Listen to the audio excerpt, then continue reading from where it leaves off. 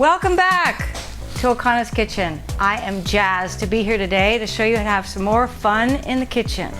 If you've watched any previous episodes, you'll know that one of the things that I make every day is my samurai bread. And you can buy my kit online. It comes with 2 mixes. All you have to do is add water. Each mix makes 2 loaves, and then a handmade bread pan from Vermont. 2 loaves. But today, I'm going to show you another really cool way that you can use this mix. And you can make samurai bread into many things, and one of them is focaccia. Now, this bread has been rising for about 50 minutes. Again, the same, adding hot water, let it rise. I'm going to stick my fingers in some warm water again because it's super sticky. And as you can see, I've prepared a sheet pan with some parchment paper that I've greased really well. And then I'm just going to dig my hands in there and spread this dough out into the pan and make a nice thin looking bread. I mean, it doesn't have to, you can try to get it to the very edges of the pan, but it actually doesn't really matter. Because you know focaccia isn't necessarily a perfectly rectangular loaf. That's what makes it interesting. But it's just another fun way to use this bread, which is so versatile. You can see the flax and the chia seeds in there. Now, since this is a focaccia, you're not going to have to let this rise again. What we're going to do, though, to have some more fun with it, is to sprinkle some things on it. So in this case, I am going to do, this is kind of an everything bagel seasoning, so that sounds yummy. So I'm going to sprinkle that on top. It looks like it has black sesame seeds, white sesame seeds, maybe a little chia seed. Smell some garlic, yum. And then I'm actually going to sprinkle on some freeze-dried shallots and garlic too, because that's going to really sweeten up the bread. Boom, done. So now I'm just going to stick that right in a cold oven at 350, and it'll bake for about, well, there's one more step involved, and I'll show you that in a minute.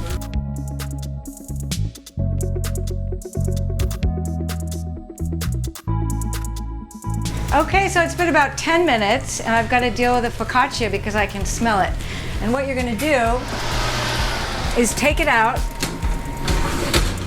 You can actually take it right out of the oven if that's easier. And we're going to make some of those holes like you have in focaccia that's going to hold the olive oil.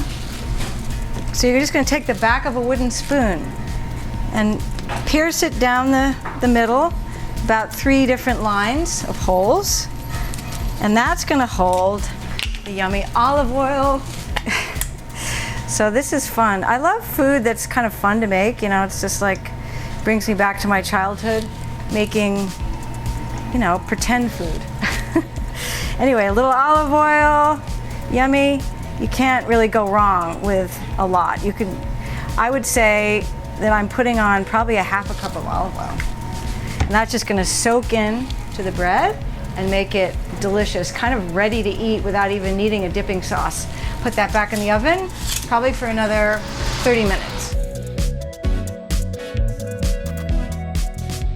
So when I'm at home and I'm thinking about dinner, I usually start with dessert. So today I'm going to show you something called chocolate chip pie. Like, I mean, who doesn't like chocolate chips? Why not make it into a pie? Super easy, eggs, melted butter, vanilla. So you're going to mix that up, and you're going to add basically a flour, sugar combo. Mix that, mix that, mix that. This is another fun thing that you could do with your kids. Chocolate chip pie. I mean, I told our guides, we have a climbing school in Wyoming. We take guests into the mountains. And when our guides heard about this chocolate chip pie recipe, they flipped out, because who doesn't like chocolate? Cup of chocolate chips. Boom. Little vanilla, tiny bit of salt. Graham cracker crust. Graham cracker crust can actually make gluten-free or regularly. Then you're going to take that mix, and you're just going to dump that into the pie crust.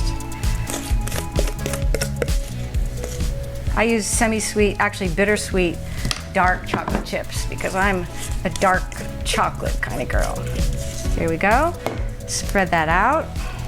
And then we're just going to bake that in the oven at 350 for about 40 minutes. And that will be ready for our dinner tonight, which we're going to do next.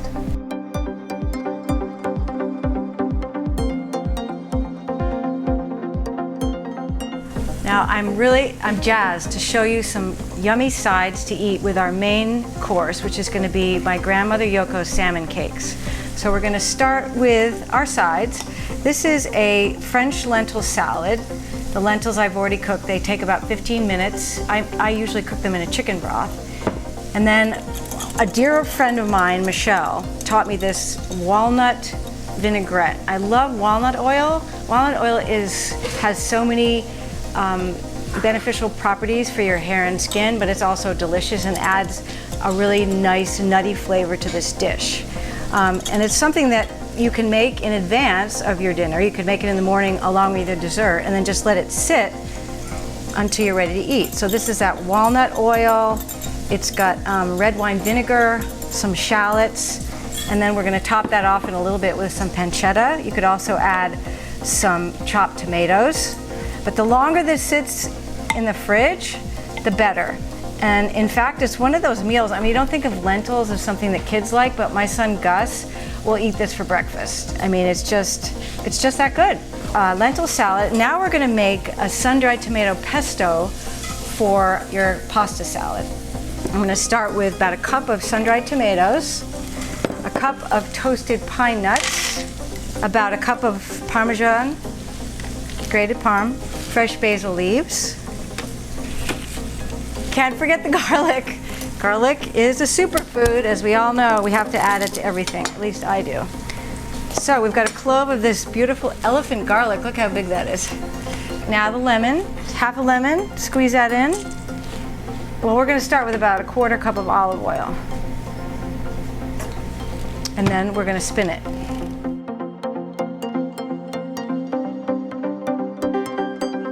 Okay, sun-dried tomato pesto. We did that for about 12 pulses, but I'm gonna add some more olive oil because it's a little dry. So I'm gonna add more oil in. Just mix that up a little bit. Add some pepper. Doesn't need salt. The sun-dried tomatoes have some salt in them already. And the Parmesan. Then that's pretty much ready to add into your pasta. So I'm gonna bring the pasta over here. It's a little easier. Add that in. This is a great picnic pasta salad because, again, like the lentils, can sit in the fridge or, you know, your cooler for when you're ready to eat it. I'm going to add a little more oil. You can also use remember that you can use your pasta juice. After you make pasta, the water that the pasta cooks in is perfect for sauces. If this was feeling a little dry, it would also be perfect to pour just a bit in so it's not so sticky. But this is looking pretty good. You might as well use all of this yummy pesto. And then to finish it off, I'm going to add in some fresh spinach. And spinach you can just put in, you don't have to cook this.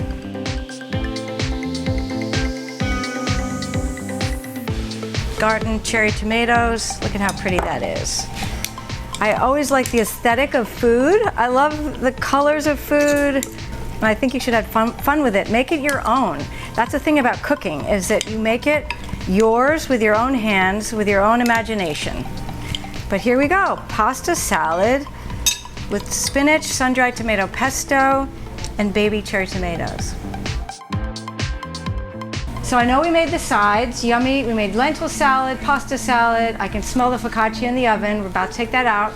And now we're gonna make the centerpiece of the meal, the pièce de résistance, my grandmother Yoko's salmon cakes. So we're gonna start with celery and shallots, simple celery and shallots in a fry pan. We're gonna fry those up a little bit just to soften. Okay, I've got these beautiful shallots and celery sauteed and ready for the salmon cakes, but I can smell the focaccia. It's gonna be ready in a minute. So I'm gonna take those out of the oven. Oh wow, it's perfect. So you can see how nice and brown. I'm gonna set that on the oven and we can leave that and cut that up later. Now we're gonna move over here to the salmon cakes. Now we have some beautiful cut wild salmon. I'm kind of a salmon snob. I worked in Alaska. My sons are actually fishing guides, but buy whatever salmon you can. I know there's a lot of farm salmon out there, and you know, it's just whatever your preference is. So I've cubed up about 1.5 pounds of wild, actually this is king salmon. And here we have our sauteed shallots and celery. I'm gonna put that in. Beautiful salmon, which I like to buy wild salmon because, I don't know, I lived in Alaska for 2 summers, cooked up there. My sons are fishermen. And so if you can find it, I think it tastes better, but do whatever works for you. So I've added the shallots and sauteed celery a little bit to the salmon. I'm gonna add 1 egg, a little bit of Dijon mustard, about a tablespoon of Worcestershire, which is a great seasoning. You can buy Worcestershire gluten-free, but this is just regular old, the classic. And then I'm gonna see how much salmon I have in here before I decide on the breadcrumbs, because you don't wanna overdo on breadcrumbs, but you want it enough so that it binds the cakes. So I'm just gonna kind of play it by ear here a little bit. So far, that's about 1/4 cup, I would say. I'm gonna say this particular amount of salmon is gonna need maybe 3/4 cup.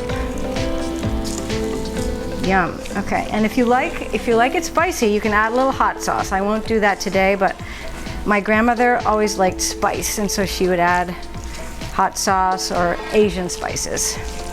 Still needing a little more binder. So I'm going to use more breadcrumbs. These are actually, you can find gluten-free breadcrumbs. I always like to talk about options because a lot of people have food intolerances. Okay. A little more. Okay. Now those are ready. That's ready to make into some patties. So what I'm gonna do, the cakes, patty cake, yeah. So I'm gonna dip my hands in water to help so it doesn't stick as much. So I'm gonna put my hands in. This is gonna make, I think, about 4 patties. 1, maybe more. These freeze well. So this would be something you could have in your freezer at this stage before you fry it for a later date or to bring to a friend or whatever. Take on a picnic. These would be good cold in a salad, but we're gonna eat them right out of the pan, hot. Yeah, so it makes about, this is about 1.5, little shy of 1.5 pounds of salmon, cube salmon, and it makes 4 good-sized cakes. See that? Now before we fry those, we're gonna dip them, dredge them in a little bit of flour on both sides, and then fry them. I like to use a combination of a little olive oil and a little butter. So we're gonna go to the stove and fry these up.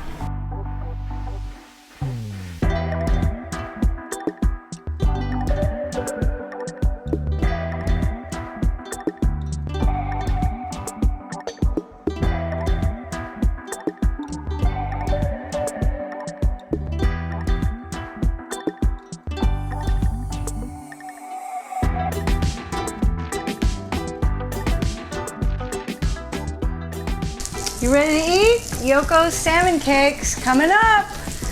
Look at that, yummy. We're gonna plate that up. Yoko salmon cake.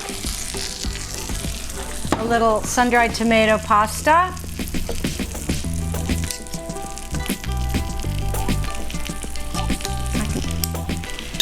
And then I'm gonna finish off these lentils with a little bit of pancetta and some freshly minced parsley.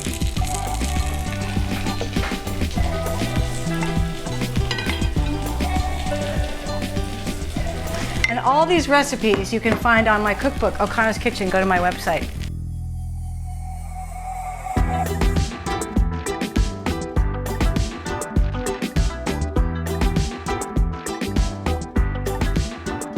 This smells like my grandmother's kitchen. Yoko's salmon cakes.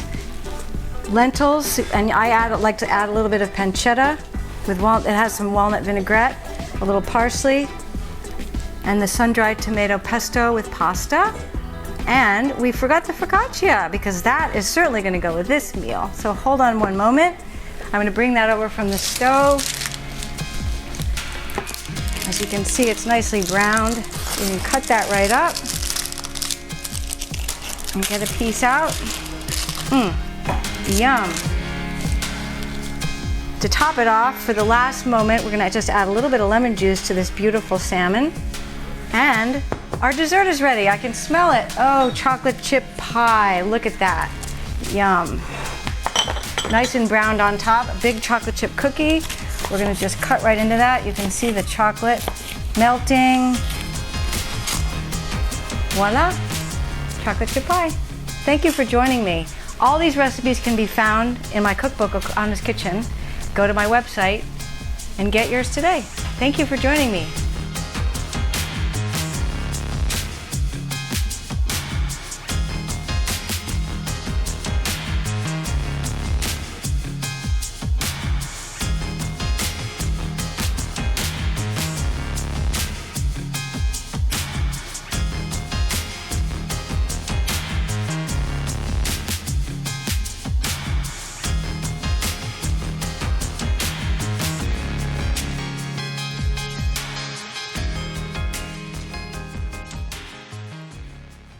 Welcome to the Mountain Guides.